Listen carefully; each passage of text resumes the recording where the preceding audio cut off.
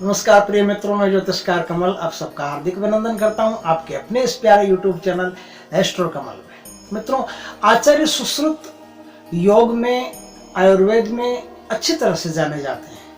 आचार्य सुश्रुत के 3 शिष्य थे। उनकी शिक्षा पूर्ण हो चुकी थी, उनको आश्रम से विदाई देनी थी। आचार्य सुश्रुत ने अपने शिष्यों को कहा कि आपको अब विदाई देनी है, तो आप एक काम करना, कल सुबह सुबह अर्ली मॉर्निंग ही आश्रम पर आ जाना, क्योंकि ये गुरुकुल छोड़ करके आश्रम पर आ जाना, तो आश्रम से आपकी विदाई होगी। आचार्य सुश्रुत ने क्या किया, रात को ही गुरुकुल और आश्रम के बीच में जो रास्ता पड़ता है उस रास्ते को कांटों से भर दिया, बहुत सारे कांटे उस रास्ते पर डाल दिए। सुबह सुबह शिष्यों ने देखा कि जाना तो पड़ेगा गुरुजी के पास, तो पहला शिष्य रवाना हुआ गुरुजी के पास जाने के लिए। उसने देखा कि रास्ते में तो एकदम से कांटे आ गए, पहले तो नहीं थे, अचानक से कांटे आ गए। कोई बात नहीं, गुरुजी के पास जाना है, कांटे चुभेंगे तो चुभेंगे। वो कांटे चुभ गए। कांटे चुभते हुए भी, पैर छिलते हुए भी, खून बहते हुए भी गुरुजी के पास गया, आश्रम के बाहर बैठ गया और धीरे धीरे अपने कांटे निकाले। खून बह रहा है, ठीक है। एक शिष्य का काम खत्म।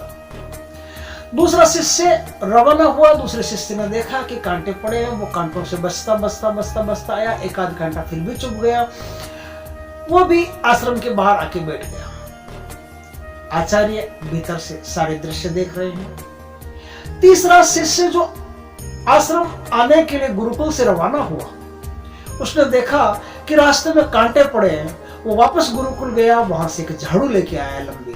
उस झाड़ू से उसने सारे बड़े बड़े कांटों को तो ऐसे अलग कर दिया, हटा दिया, साइड में रख दिया। छोटे छोटे कांटों को झाड़ू से बुआर करके और साइड में किनारे पर जहाँ कचरा डालते हैं वह उन कांटों को डाल दिया। डाल करके आकर के बैठ गया। तीनों शिष्य बैठे बाहर। गुरुजी भीतर से कहते हैं तीसरे शिष्य का नाम लेके कि तुम अंदर आओ।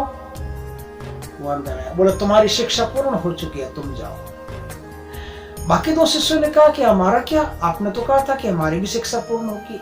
बोले शिक्षा तो पूर्ण हो गई है बेटा, लेकिन अभी तक ज्ञान पूर्ण नहीं हुआ है। शिक्षा पूर्ण होने और ज्ञान पूर्ण होने में यह फर्क है कि ज्ञान जब तक आपका व्यवहारिक नहीं बने तब तक ज्ञान किसी काम का नहीं। क्या बांटोगे क्या ज्ञान का?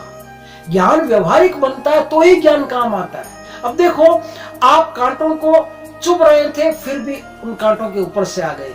एक कांटे से बचता हुआ आ गया, लेकिन जो तीसरा आदमी आया उसने कांटों को पहले किनारे किया, कांटों को किनारे करके फिर आया। इसका मतलब क्या है कि ऐसा आदमी जब समाज में रहेगा तो न तो खुद के कांटा चुभने देगा, न समाज में किसी के कांटा चुभने देगा। रास्ता ही ऐसा बना देगा जिसमें कांटे जो है वो अपने आप साइड में हो जाए। तो ज्ञान जब तक व्यवहार में नहीं आ सके तब तक ज्ञान ज्ञान नहीं है, उसका कोई उपयोग नहीं। व्यवहार में आ सकता है तभी उसकी शिक्षा पूर्ण मानी जाती है। एक पूर्ण होती है, एक परिपूर्ण होती है। व्यवहार में आती है तो परिपूर्ण होती है, और जब तक परिपूर्णता नहीं आती, परिपक्वता नहीं आती, तब तक तुम आश्रम में ही रहो।